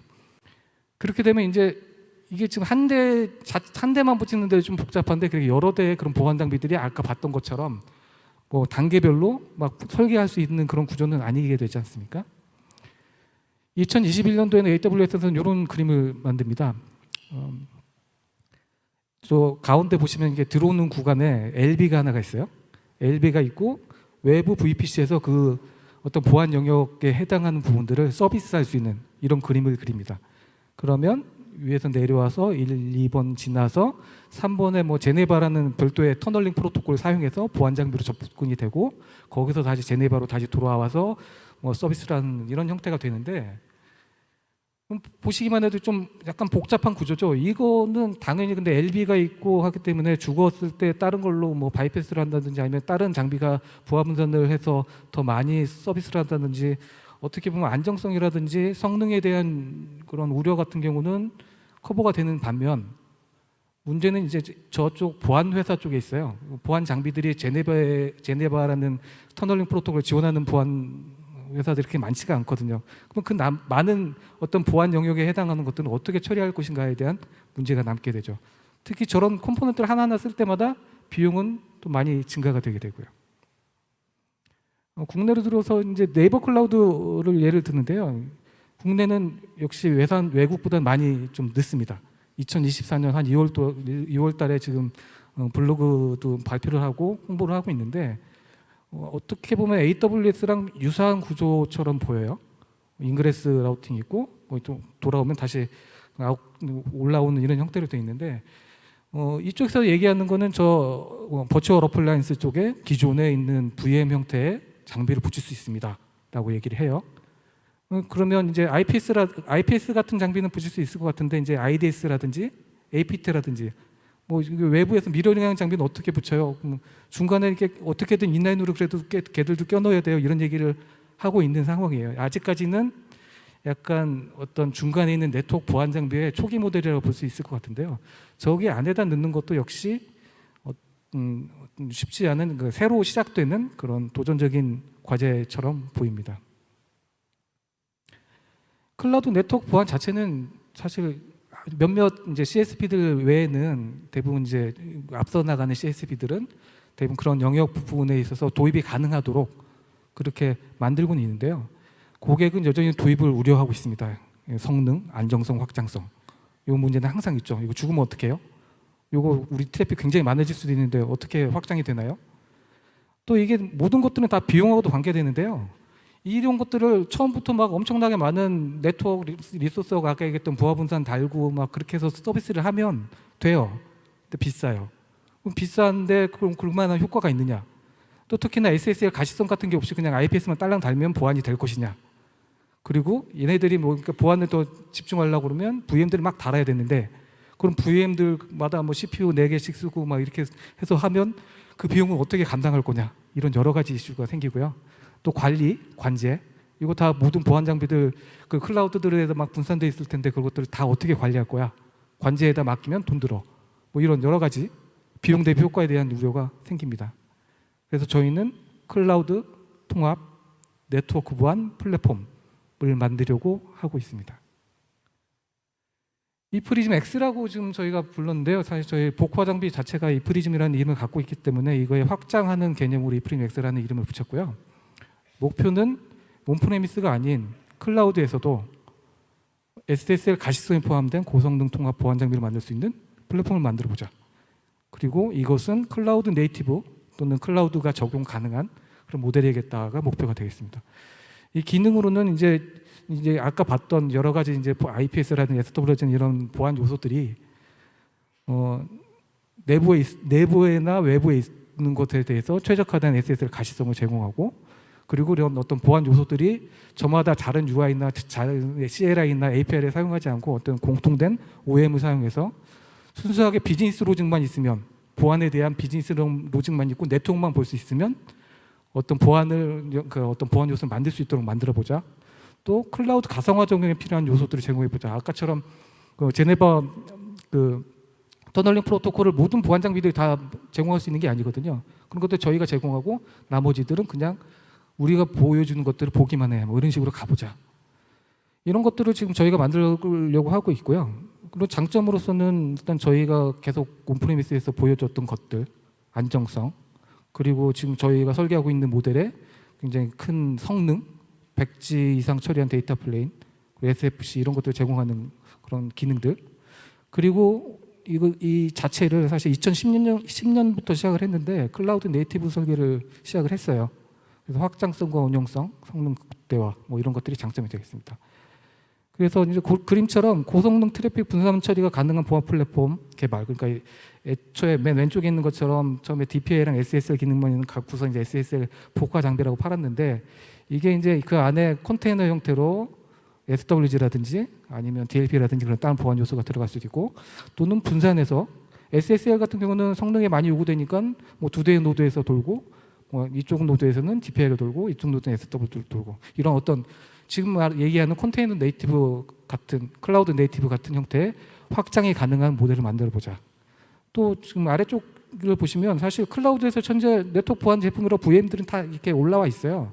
아까도 얘기했듯이 들어갈 수 있는 구간이 있기 때문에 VM들로 올라갈 수는 있는데 고객들은 이렇게 VM들을 여러 개 덕지덕지해서 하는 것들을 선호하지 않아요. 그래서 저런 것들이 컨테이너로 보안 요소들을 여러 개를 같이 한 VM이라든지 한 플랫폼에서 하게 하고 또는 이런 것들이 여러 노드에서 확장했을 때 아까 위에서 봤던 멀티노드 통합 보안 장비처럼 클라우드 네이티브한 형태로 스케일러블한 형태로 보안을 집행할 수 있는 그런 형태의 그림을 그리고 있습니다. 이게 2020년도에 초반에 그렸던 거고요. 이게 어느 정도의 테스트나 검증은 끝난 상태로 지금까지 쭉 이어져 오고 있습니다. 사용자에서 인터넷 가는 구간에 모든 요소들을 다 컨테이너 형태로 돼 있죠. 지금 보시면 검은색 부분이 지금 데이터 플레인, 데이터가 지나가는 요소인데요. 이 데이터가 네트워크 컨테이너를 지나가서 DPI 컨테이너를 지나가서 이게 복호화 대상이라고 보면 복호화 컨테이너 두 개를 복호하고 암호화하고 이런 식으로 지나가게 가게 되고요. 중간에 이제 보안 컨테이너들이 들어가서 데이터 플랜에 적용이 돼서 어떤 보안 영역을 집행하는 이런 형태의 구조가 되겠습니다. 그런 것들은 어떤 공통된 그런 관리 인터페이스를 제공하면서 뭐 통합 관리 툴 같은 것도 만들 수 있고 확장도 가능할 수 있는 그런 개념으로 설계가 되고, 아까처럼 이 프리즘 X 클러스터를 여러 개 운영을 하면 수평적으로 확장도 할 수 있는 그런 그림으로 그려져 있습니다. 근데 이거 자체가 뭐 굉장히 지금 이 얘기는 들어보신 적도 없을 테니까 당연하겠지만 이게 성공적이지 않았어요. 2020년부터 시작을 했는데도 불구하고 문제는 뭐냐면 저 컨테이너를 보안 요소를 컨테이너로 만들 수 있는 그런 인식 아니면 기술 자체가 아직 그때까지만 해도 무르익지 않았습니다. 클라우드 네이티브 자체가 활성화된 게 그렇게 우리나라에서는 오래되지 않았기 때문에요. 그래서 저희는 일단은 이 그림을 모델을 만들어 두고서 사실 내부적인 어떤 검증 절차에 들어갑니다. 쿠버네티스는 사실 좀 무거운 거니까 떼어내고 이제 컨테이너를 갖고 와프라는 그러니까 웹방화벽이라는 것을 한번 만들어 보자. 우리가 나머지 플랫폼에 대한 것들은 이미 돼 있는 게 있으니까 컨테이너로 구성을 하고, 그리고 와프는 말 그대로 와프 프락시라는 어떤 트래픽을 보고 모니터링하는 놈만 컨테이너로 들어오고, 그리고 이것들을 전체적으로 해서 뭐 보안 인증까지 받아보자. CC 인증이라는 건 이제 저희 보안 회사에서는 얘는 공공기관에 팔아도 돼라는 굉장히 중요한 인증이고요. 이런 형태로 저희가 CC 인증 EA4 가장 높은 기능을 받았습니다. 지금 이 의미는 뭐냐면 결국에는 이 플랫폼에 해당하는 어떤 SSL 복호하고 트래픽을 집행하고 아니면 OEM을 해서 뭔가 그 관리를 하고 이런 것들은 플랫폼으로 제공을 하고, 실제적으로 보안 로직에 해당하는 것만 집중해서 만들면 보안 제품을 만들 수 있겠구나 라는 게 되겠고요. 저게 와프 외에도 SFC가 되니까 와프, IPS 이런 것들을 모듈로 얹어서 같이 체닝을 연결하면 복합 장비가 되는 거죠. 그래서 저희는 일단 그런 어떤 복합 장비를 위한 파스의 검증을 저희 회사 자체에서 뭐 수행을 하고, 지금 와프는 여러 공공기관에 납품이 되고 있습니다. 요 컨트롤 풀에 보면 이렇게 돼 있고요. 저희는 지금 저희가 SW나 뭐 와프나 DLP나 이것들은 저희가 다 갖고 있는 네트워크 보안 장비들인데 이것들을 다 컨테이너화해서 최소한 다른 사람들이 컨테이너를 못하면 저희라도 컨테이너화를 다 하겠다는 목적을 갖고 있고요. 다 컨테이너화를 해서 저것들을 다 클라우드 네이티브한 형태로 돌릴 수 있도록 설계를 하려고 하고 있습니다. 뭐 설정 같은 경우 양 데이터 모델 같은 걸로 해서 하면 통합적으로 뭐 REST API도 나오고 CLI도 나오고 뭐 이런 전반적인 구조가 되어 있기 때문에 진짜 보안 요소를 집행하는 사람들은 저 어떤 보안 로직에만 집중할 수 있도록 그렇게 저희가 만든 플랫폼이라고 보시면 되겠습니다. 이 프리즘 X는 결국에는 이제 목적은 클라우드에서도 이제 보안 좀 더 강화된 보안을 할 수 있는 네트워크 보안을 제공을 하자라는 거고요. 결국에는 아까 보였던 그 포인트, 그 VPC 안에 그것도 프라이빗 클라우드인데 그 VPC 안에 네트워크 보안을 어떻게 할 것인가에 대한 확장성을 주는 그런 거에 초점을 일단 맞추고 있고요. 또 지금 세카스를 저희가 준비하고 있습니다. 와프 기반으로 준비하고 있는데 이것들이 다 클라우드, 아까 말씀드렸던 이 프리즘 X 자체가 클라우드 네이티브 모델이기 때문에 확장 가능한 모델로 지금 세카스를 준비하고 있습니다. 그래서 만일 저희가 컨테이너로 이렇게 보안 제품을 만들고 나면 그런 것들이 그대로 컨테이너 자체로 여기에 들어가서 보안 서비스를 하게 될 거고요. 그런 식으로 어떤 보안 서비스들은 더 이상 VM으로 만들거나 온프레미스로 만들지 않고 단지 컨테이너로만 만들어도 어떤 뭐 서비스를 가능하게 한다든지 보안 제품이 그냥 뚝딱 나온다든지 이렇게 만들 수 있도록 지원해줄 수 있는 그런 어떤 파스 서비스를, 보안용 파스 서비스를 저희가 만들고 있다고 보시면 되겠습니다. 또 다른 입장에서는 이제 이쪽 서버망 보안이라고 생각하면 사용자망 보안도 클라우드에서 되게 중요해요. SSE라고 보통은 이제 사용자가 고객이 이제 회사 내에서 뭐 회사 바깥쪽으로만 나가는 건 아니고 클라우드끼리도 통신하고 이러기 때문에 보통 이제 SSE라는 개념으로 많이 쓰고 있거든요. 클라우드에서 어떤 클라이언트의 보안을 하는 그런 영역을 하고 있는데 그런 부분에도 당연히 어떤 집중된 통합된 그런 모델의 어떤 장비가 필요하기 때문에 이런 거에도 이 프리즘 X 플랫폼이 사용될 수 있으리라고 생각하고 있습니다. 그리고 저희가 이걸 사용해서 SS를 만들고 있습니다. 앞으로도 이런 어떻게 보면 이런 기회를 통해서 사실은 파스가 단지 순수한 서비스만을 위한 거가 있는 게 아니라 사실 보안 영역에 있어서도 파스, 클라우드 네이티브가 굉장히 의미 있는 어떤 움직임을 하고 있다라는 것을 이해해 주시면 좋겠고요. 뭐 관심이 더 많으신 분들은 뭐 많은 연락 부탁드리겠습니다. 감사합니다. 네, 양우석 연구소장님 발표 감사합니다. 자, 이제 마지막 세션은요. 전문가 특별 강연 순서입니다.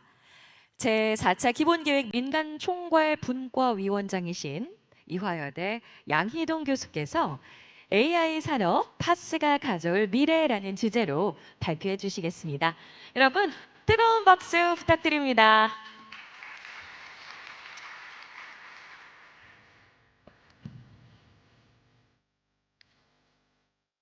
네.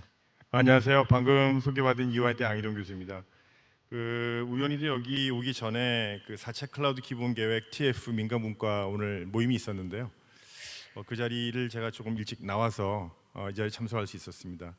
아마 구체적인 내용은 제가 오늘 말씀드리는 거는 좀 부적절한 것 같고, 다만 아마 AI 시대니까 AI에 맞춰서 국내 클라우드 업체들을 어떻게 육성시키고 또 필요한 규제가 있다면 어떤 규제를 만들고 지원 정책들은 어떤 것이 있을까, 뭐 그런 내용들 많이 나눈 것 같습니다. 그런데 제가 이제 거기서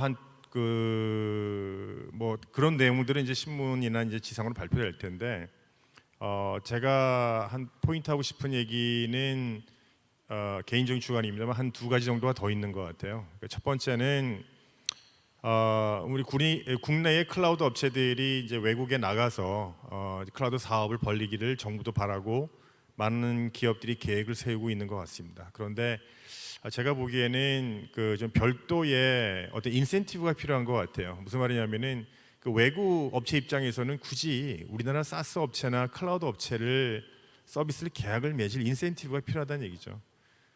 그런데 이제 상충되는 게, 예를 들면 ID 센터 같은 경우는 이제 지방에도 ID 센터를 많이 짓고 싶어 하지 않겠어요? 지방자치단체라든가 이런 데서는 경쟁이 붙을 텐데 그런 내용들이 좀 상충이 되는 것 같습니다. 그래서 ID 센터를 앞으로 추가로 설립을 할 때, 국내 세울 때 또 외국에 세울 때 어떤 것이 더 국익에 이익이 되는지 좀 봐야 될 것 같고요.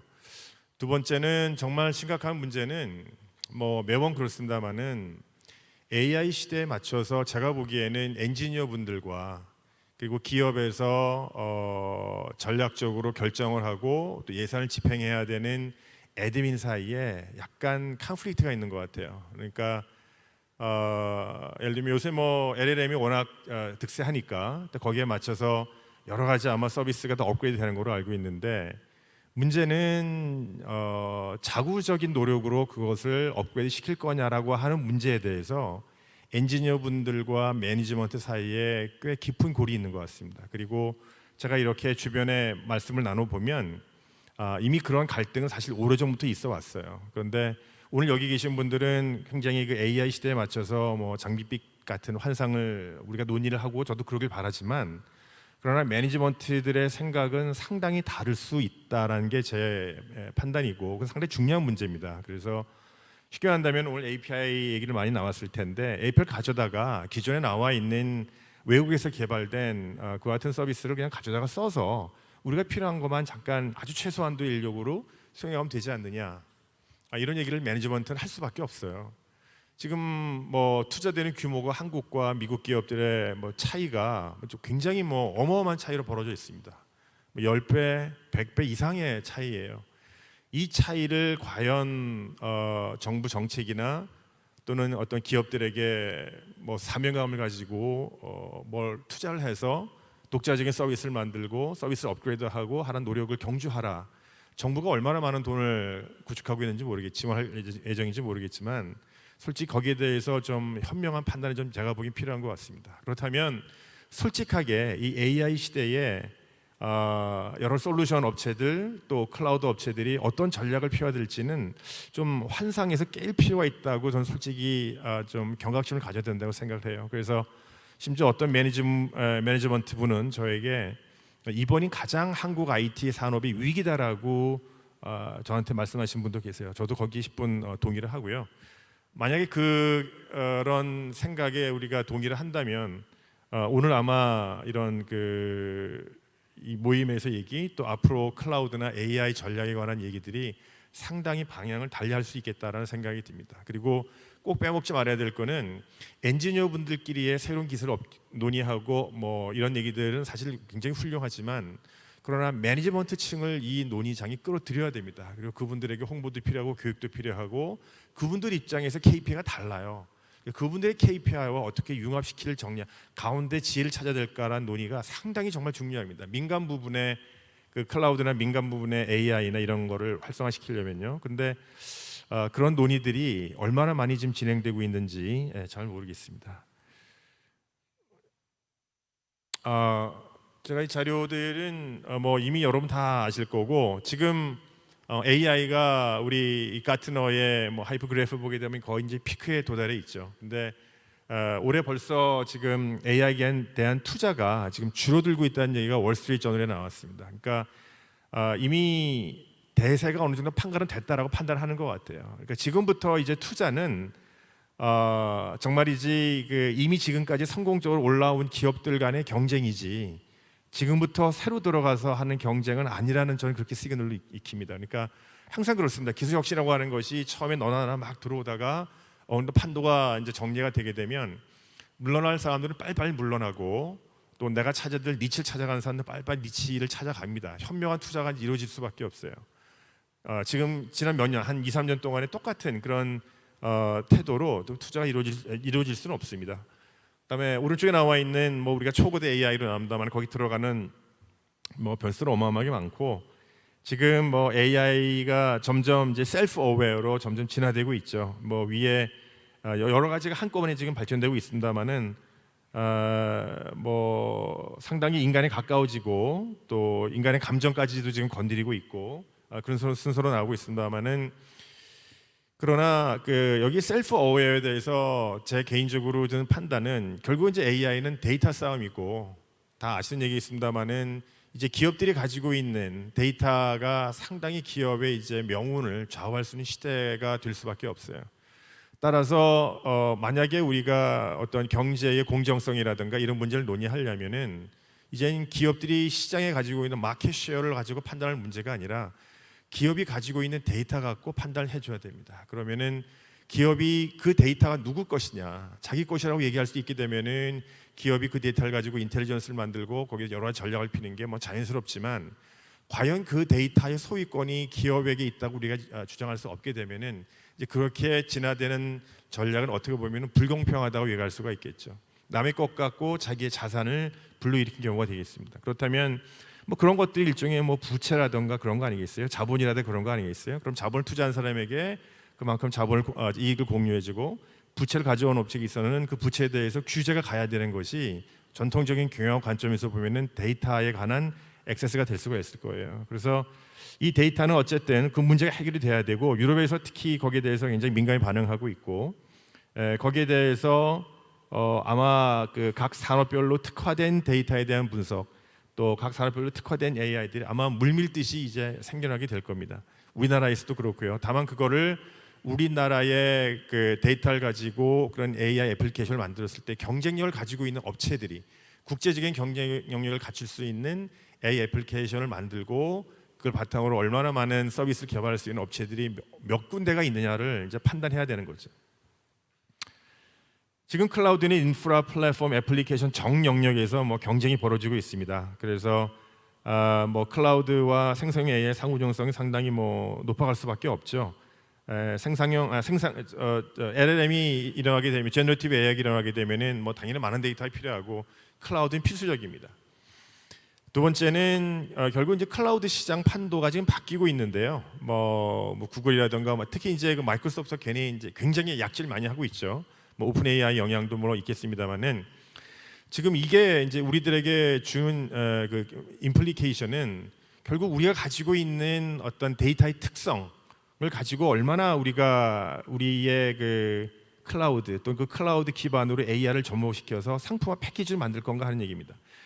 제가 이 말씀을 드리는 이유는 우리나라 대기업들, 예를 들면 우리가 알고 있는 큰 그 클라우드 업체들도 멀티 클라우드로 나가고 있잖아요. 스스로의 클라우드 갖고는 아무래도 불안전하기 때문에 외국의 클라우드로 이렇게 멀티 티어를 이루고 있습니다. 그렇다면은 그 자체의 패키지가 우리나라 클라우드 업체가 외국에 나갈 때 하나의 그 고유의 모델이 될 수가 있을 것 같아요. 그리고 당연히 외국의 클라우드를 쓰게끔 하려면 그 나라 인센티브를 줘야 됩니다. 고용을 발생시키고 거기 아이디어 센터 시키고 이와 같은 팩시적인 사고를 우리가 해줘야 되지 않나 싶습니다.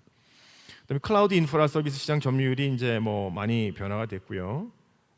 또 뭐 AWS가 많이 변화되고 적절히 대응을 하고 있고, 그다음에 국내 클라우드 서비스가 이제 AI로 아주 적극적으로 대응하고 있습니다. 여러분도 아시다시피 뭐 KT 클라우드라든가 K 클라우드라든가 네이버 클라우드가 굉장히 적극적으로 사운을 걸고 대응을 하고 있습니다.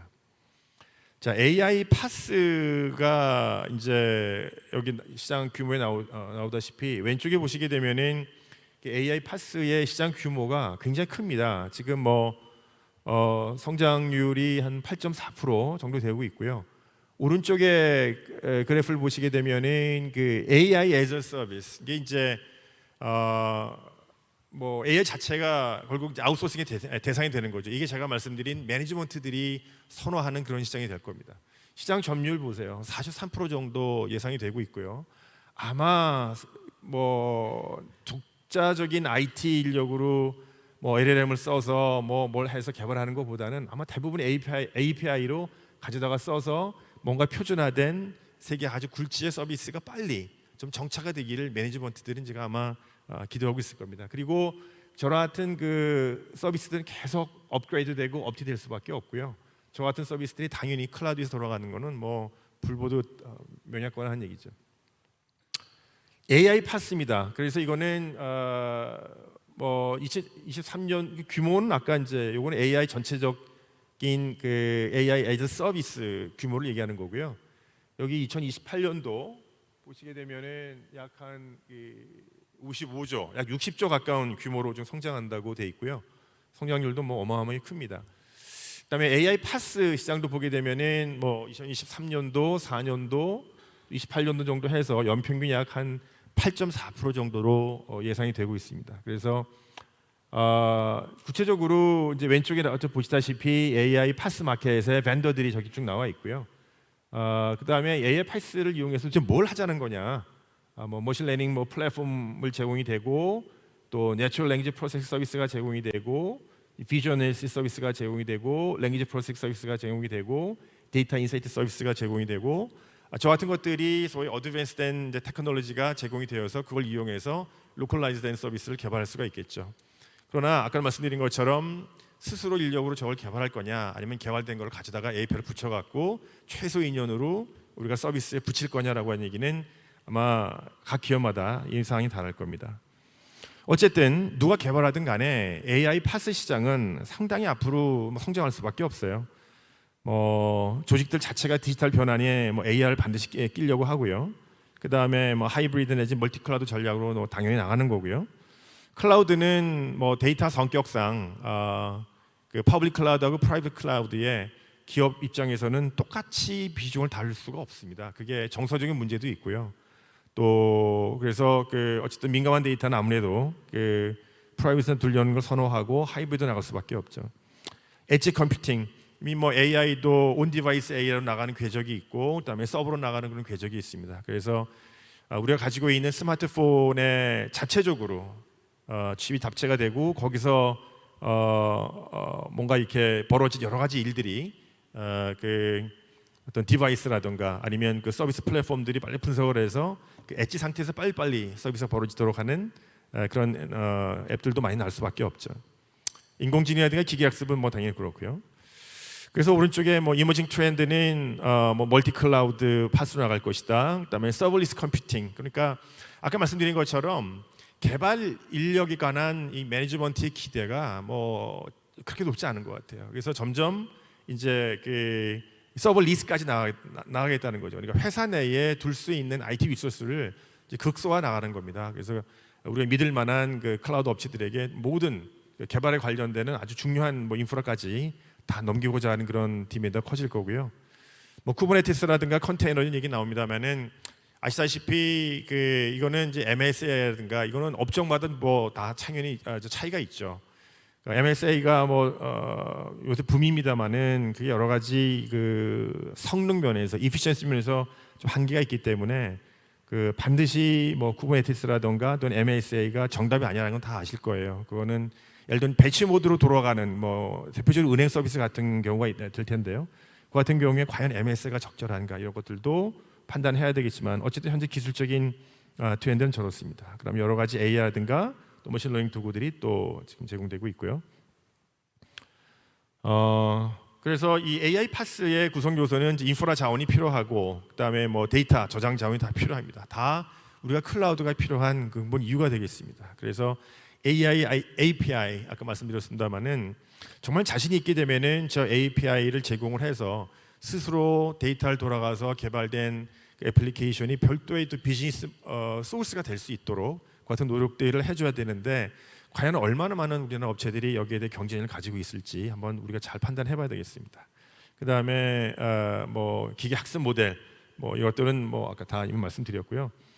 그래서 그 기계 사전 훈련된 기계 학습 모델들은 뭐 밑에 뭐 예측 모델링, 이미지 처리, 텍스트, 음성 여러 가지 계산, 뭐 객체 인식, 모션 감지 이와 같은 모델들이 지금 많이 개발되고 있습니다. 그런데 이제 저 같은 모델들을 스스로 데이터로 우리가 각자 기업들이 개발할 거냐, 개발을 가져 쓸 거냐 하는 아주 심각한 판단 문제를 해줘야 되겠죠. 그래서 이 AI의 API는 파스의 그 기반을 형성하고 AI 파스 사용 대부분이 API를 통해서 이루어진다. 모든 걸 처음부터 끝까지 다 개발할 필요는 점점 없어지게 됩니다. 이게 이제 서블리스 컴퓨팅으로 나가는 거고 다 그런 궤적이죠. 결국 우리가 생각하는 파스라고 하는 것이 좀 이따 표를 보여드리겠습니다만은 상당히 시장이 지금 커지지 않고 있다는 얘기는 그거만큼 뭔가 이 파워 밸런스가 한쪽으로 귀결되고 있다라고 우리가 생각할 수도 있어요. 클라우드 컴퓨팅 플랫폼 AI 모델과 통신을 용이하기 위해서 API를 사용하게 될 것이다. 그래서 마이크로소프트 애저, 버텍스 AI, 그다음에 뭐 아마존 웹 서비스 등과 같은 AI 솔루션들을 최고 API를 제공하게 될 가능성이 높습니다. 그래서 뭐 AI API 기능이 무엇인가? 물론적으로 저기 제가 다 리스트업을 해놨습니다만 대량 데이터를 분석한다든가 뭐 텍스트 분석, 뭐 예측 이 같은 뭐 AI 분석에 우리가 다 쓸 수 있는 그 서비스 내용들이죠. 의미 검색, 뭐 여러 가지 비전이라든가 텍스트, 뭐 음성 인식 이 같은 것들을 우리가 다 API를 이용해서 처리할 수 있겠습니다. 뭐 결국 아까 말씀드렸습니다만은 그 AI 파스가 뭐 기술적인 이제 솔루션을 제공해 주는 거죠. 그래서 완벽한 인프라를 구축하려고 하는 비즈니스에 더 적합하다. 비즈니스 차원에서 여전히 필요하다는 얘기입니다. 그러니까 뭐 글로벌 컴퍼니들이 AI 애플리케이션을 만들어도 각 그 가져다 쓰는 기업들은 결국 커스터마이즈한 필요성이 있기 때문에 이런 AI 노력이 상당히 중요하다는 얘기고요. 코드 프리 기능 이게 이제 좀 언어가 좀 많이 과장되어 있는데 전혀 뭐 코드할 필요가 없다 그런 얘기는 아니죠. 그러나 코드 프리 기능이라는 얘기는 그만큼 API를 통해서 최소한도의 노력으로 기업에 맞는 그런 서비스를 빨리빨리 개발해내겠다 이제 그런 얘기고 역시 개발자의 좀 자원 그 개발자들에 대한 자원이 여전히 기업에서 필요합니다. 그래서 이 얘기는 기업에서 사내 교육도 필요하고 근데 대학에서도 새로운 시대에 이 API를 가지고 또 파스 노력을 통해서 기업에 맞는 이와 같은 그 애플리케이션을 개발해 준 그런 노력들의 육성이라든가 이런 노력들이 같이 따라와 줘야 되겠죠. 직면하는 문제점들은 역시 그 보안과 규정 준수 문제가 있습니다. 그래서 비즈니스 데이터 60%가 클라우드 호스팅되고 있지만은 과연 이 데이터가 안전한지 이 데이터를 우리 그대로 다 쓸 수가 있는지 정말이지 그 잘못 썼다가 기업이 엄청나게 큰 페널티를 물 수가 있습니다. 그다음에 그 데이터 가버넌스, 개인정보 보호, 뭐 보안 문제가 있죠. 유럽에서 그 GDPR이 별로 그렇게 큰 효과가 없다고 지금 사람들이 평가를 하고 있기 때문에 점점점 이 데이터의 프라이버시 문제라든가 시큐리티 문제 때문에 규제는 점점 더 강해질 수밖에 없습니다. 그래서 한번 잘못되게 되면 이제 1년 매출에 상당한 양이 이제 페널티 부과돼야 되고요. 웬만한 기업들은 그냥 1년에 번 이익이 다 영업이익이 다 날아갈 수밖에 없는 그런 수준까지 올라와 있습니다. 이미 설정된 작업 공간은 뭐 때때로 악의적 의도를 위한 뭐 유혹이 될 수도 있고 또 여러 가지 어쨌든 이 데이터의 보안에 대해서 상당히 좀 중요성이 좀 더 커지고요. 그다음에 신뢰할 수 있는 데이터 소스를 찾는 것이 역시 중요합니다. 그래서 이거는 뭐 데이터의 소유권이 누구에 있느냐라는 그 소유권에 관한 문제도 있습니다만은 역시 데이터를 수집을 하고 데이터를 분석을 해야 되는 벤더 입장에서도 상당히 중요한 문제예요. 이 데이터 소스를 파악하는 문제가. 그래서 그냥 뭐 얼마 전에 저희 그 정부 그 에이전트도 그 AI용으로 데이터를 굉장히 많은 용도의 데이터를 모았습니다만은 뭐 엄청나게 좀 두들겨 맞고 있죠. 그러니까 지금 소스가 파악이 안 되는 거예요. 열심히 뭐 프로젝트를 발주시켰고 데이터 모아놨다고 하는데 쓸모 있는 데이터가 별로 없다 그런 얘기입니다. 그래서 데이터는 언제나 있지만 그러나 과연 쓸모 있는 데이터는 얼마나 있냐는 전혀 이제 다른 얘기가 되는 거죠. 그래서 신뢰할 수 있는 데이터 소스를 식별하는 것이 상당히 중요하다 그런 얘기입니다. 그래서 데이터의 품질, 그다음에 기술의 호환성, API 이용 가능성 이 세 가지가 앞으로 AI 파스 시대에 아주 중요한 그 크리티컬 석세스 팩터가 될 겁니다. 데이터 품질은 뭐 이미 제가 말씀드렸고요. 그 다음에 이제 기술의 호환성. 그래서 뭐 클라우드도 마찬가지입니다만은 당연히 그 앞서 나가 있는 그 마켓 리더들은 호환성을 당연히 저해할 수밖에 없죠. 그러면 결국 뛰어가는 사람들이 기술 호환성을 확보하려고 노력을 해줄 수밖에 없습니다.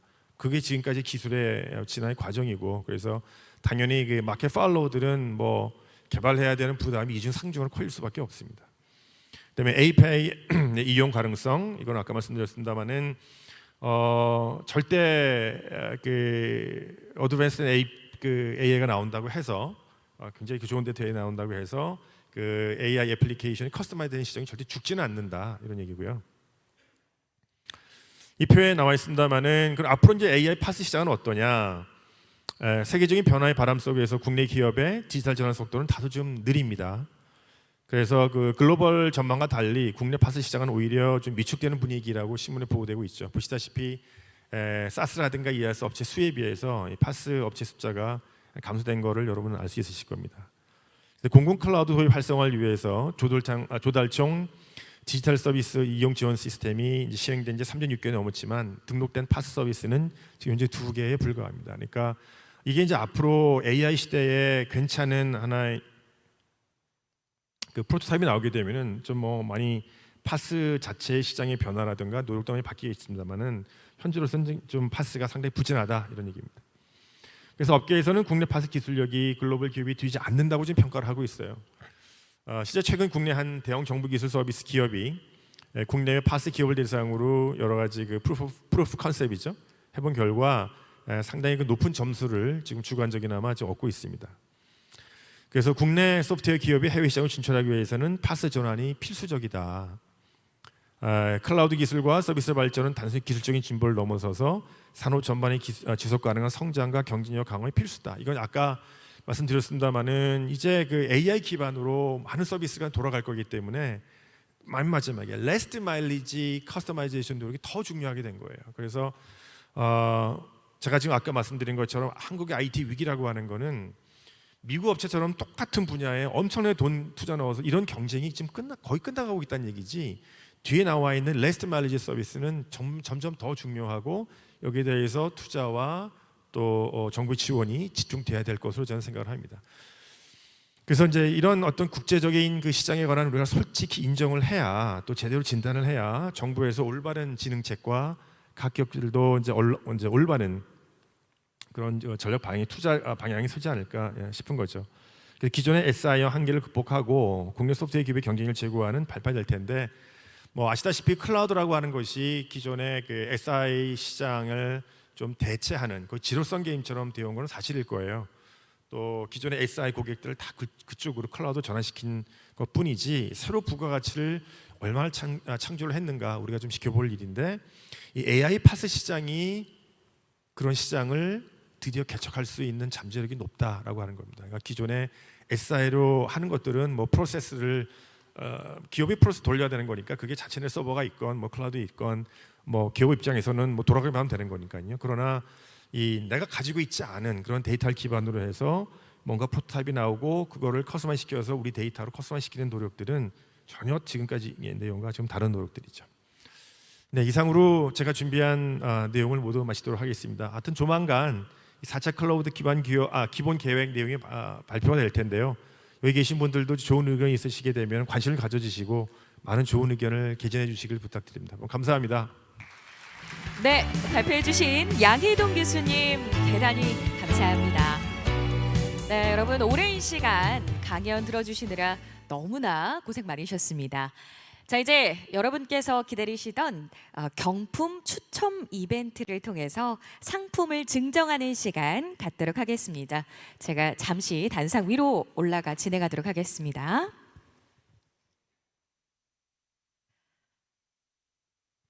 네, 총 4가지 종류의 경품이 준비가 되어 있습니다.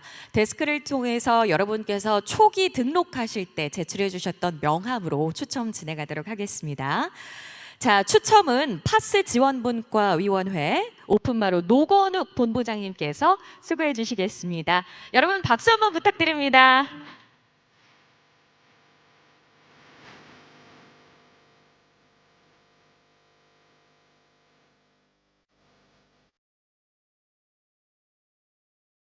자, 4가지 중에 먼저 첫 번째, 이탈리아 고급 와인입니다.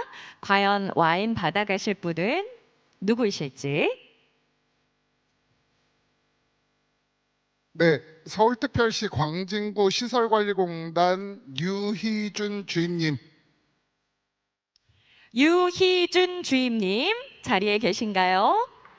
안 계시면 다시 뽑아야 되거든요. 안 계신가요? 자, 다음 분 뽑겠습니다. 자, MS 기업부설연구소 김대길 대리님 계신가요? 김대길 대리님 안 계신가요? 넘어가겠습니다. 네, 끝까지 자리 지켜주신 분들의 것이죠. 자, 안양도시공사 박찬수 주임님 자리에 계신가요? 네, 앞쪽으로 모시겠습니다. 박찬수 주임님 축하드립니다. 무대 위로 모시겠습니다.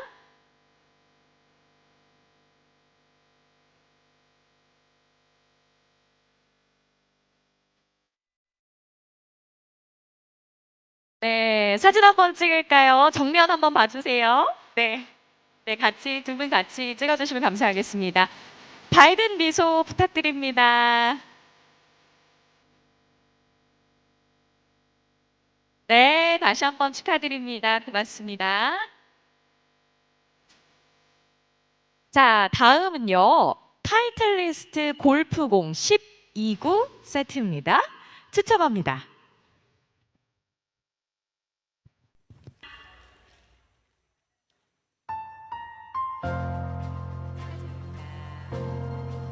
네, 여러분 공지사항이 있으니까 잠시만 자리에 머물러 주세요. 네, 사진 찍겠습니다. 축하드립니다. 네, 고맙습니다. 네, 오랜 시간 고생 많으셨습니다. 자, 오늘 경품 다 받지 못하신 분들께도 더 큰 행운이 깃들길 제가 간절히 영원하도록 하겠습니다. 자, 코리아 AI 파스 서밋 2024 준비된 시간은 여기까지고요. 보다 나은 행사를 위해서 여러분 모바일 설문 다시 한번 부탁드리도록 하겠습니다. QR 촬영하시면 설문 화면이 나오니까요.